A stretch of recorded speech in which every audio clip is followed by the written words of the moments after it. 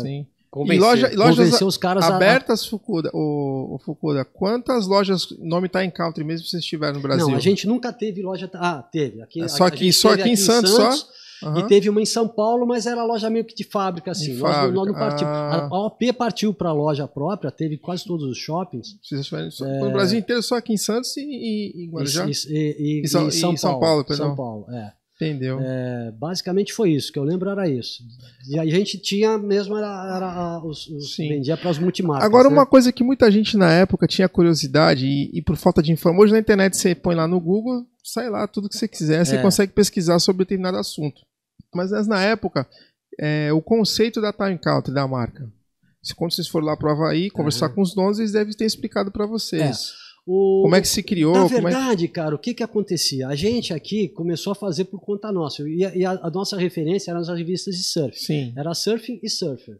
Então a gente via os desenhos, via o lifestyle e tal, e aí fazia, por exemplo, os desenhos eram eu fazia praticamente no começo, eu fazia tudo os desenhos, de camiseta e tal. A essência era... Pera um pouquinho, só que eu acho que tá dando problema no teu áudio aí, o Fukuda.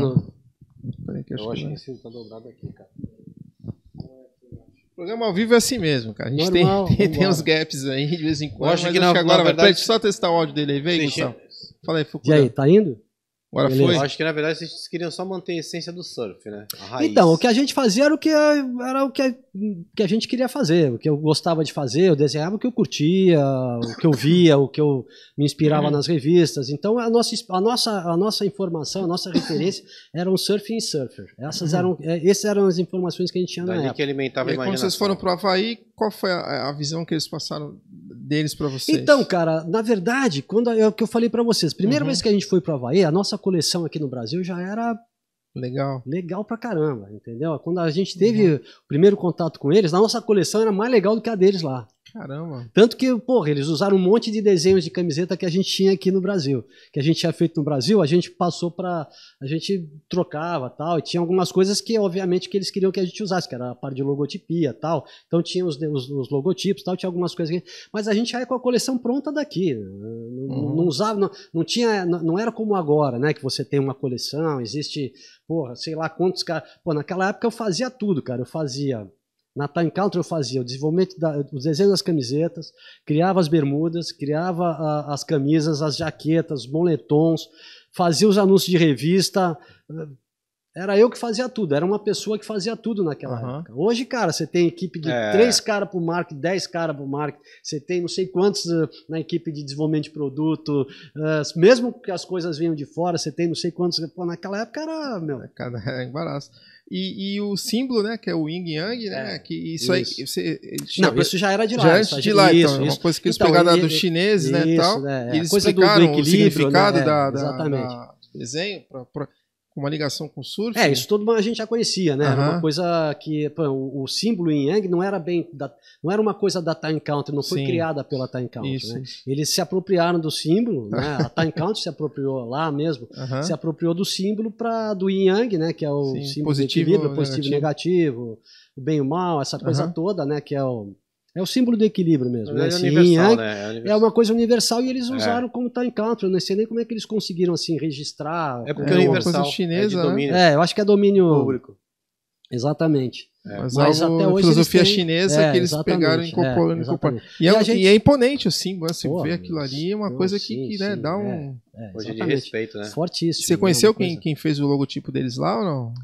Então, cara, a gente conhecia todo mundo, a gente conhecia e trocava ideia, né? Porque eu fazia aqui e eles faziam lá. O que eu fazia aqui, não é que uma coisa que, olha, você tem que fazer isso e tal. Não, a gente tinha total liberdade para criar. Tanto que no começo aqui, as coleções, é o que eu te falei, a informação que a gente tinha era o que estava nas revistas, mas não tinha muito assim, a Time Country, por exemplo, não tinha muita referência de camiseta, de coisa. Então tudo que era criado no Brasil era feito por nós aqui mesmo, cara. Vocês acabaram fazendo a tendência dos caras lá, então. Exatamente. A gente, durante muitos anos, a nossa coleção de Time Country, de camiseta, tal, de bermuda, tanto que de bermuda a gente, os caras ficaram, quando começou inclusive a primeira onda dos fluorescentes, né? Foi a primeira onda, acho que foi nos anos 80 que começou a entrar camiseta e as bermudas. New Wave, foi quando surgiu o tecido tactel. que era esse tecido sintético, que antigamente era tudo de algodão, né? Era tudo... e aí começou a surgir o tecido tactel, pô, caraca, tactel, não sei o que foi a época que justamente dos fluorescentes. E a gente fazia as bermudas, tal, com galão, umas coisas assim. Pô, quando os caras viram as bermudas da gente, quando os caras viram a coleção da gente primeira vez, cara, os caras piraram, velho. Juro, os caras piraram. Tanto que a gente fornecia, pagava royalties fornecendo bermuda para eles lá. Só que como a gente, o preço do Brasil, eles não conseguiam comprar nosso produto para passar para revender para as lojas, né? Então eles compravam, a gente mandava para eles uma quantidade que eram 1.000 bermudas por mês para pagar os royalties. Sim. Que eles vendiam das lojas Time Country do Havaí. Lá. E com a mudança aí, com a eleição do Collor, né, dos anos 90 aí, que acabou quebrando muita gente, e ele fez a abertura das importações também, né? Isso, de certa forma, atingiu o mercado? Não. O mercado surfeiro no Brasil, cara, a coisa de importação começou mais para cá, né? Quando começaram as empresas a assumir mesmo as operações aqui, né? Mas antes disso, cara, a gente nem...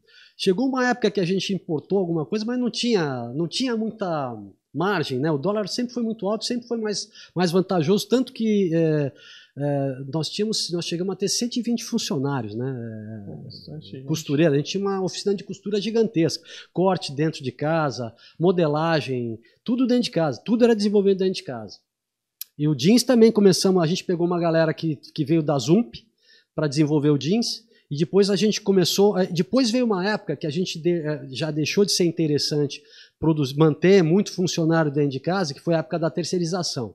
Foi a grande virada de mercado, vamos dizer assim, foi quando todo mundo começou a deixar de ter funcionário dentro para terceirizar. Era muito mais barato, muito mais viável para você produzir uma gama de produtos. Então, por exemplo, camiseta era uma coisa que continuava sendo vantajoso produzir dentro de casa, mas toda a parte de jeans, bermuda, tal, já não compensava mais. Então a gente começou a terceirizar, pegar fábricas fora para produzir o que a gente precisava produzir, e o jeans foi uma dessas coisas, que a gente começou inclusive a licenciar. Nós pegamos uma grande fábrica de Sorocaba, que era a Comasc, e que fabricava para Zump, e a gente foi para lá e começou a desenvolver uma coleção com os caras, que eles vendiam, era vendida pelos nossos representantes, mas já quem entregava, tudo era feito, toda a entrega, toda a parte de expedição era feita pela Comasc mesmo.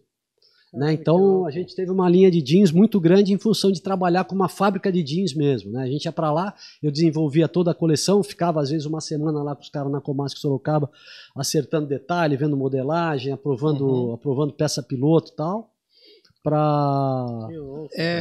Você falou uma coisa interessante aí, que o seu irmão cuidava mais da parte dos atletas, né, da equipe.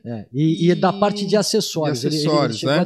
Toda a parte de acessórios, mochila, carteira, tal, toda essa parte era meu irmão cuidava. A Time Country chegou a ter, vislumbrar um projeto parecido com a Hang Loose, de tentar levá-los para um circuito mundial, como fiz com o Fabinho e com o Teco. Hoje não deu tempo. Não deu tempo. Chegou alguma coisa, mas a gente não tinha... Cara, era muito caro, assim, para manter essa galera, e quando começou mesmo a Hang Loose, a gente